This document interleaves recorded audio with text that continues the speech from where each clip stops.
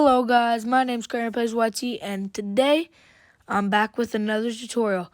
So today's video is going to be on how to screen record on your iPhone.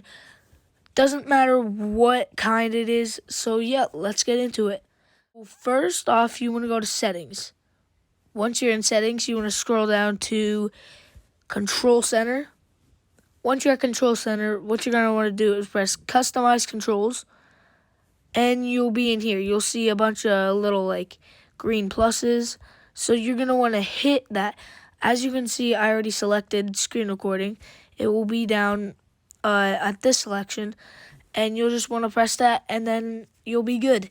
Now, you go out of the app and pull down this. And you can press that red button that is blinking red right now. And you'll be able to screen record. So that's how you're supposed to screen record, guys. I hope you enjoyed. Please like and subscribe, and peace out.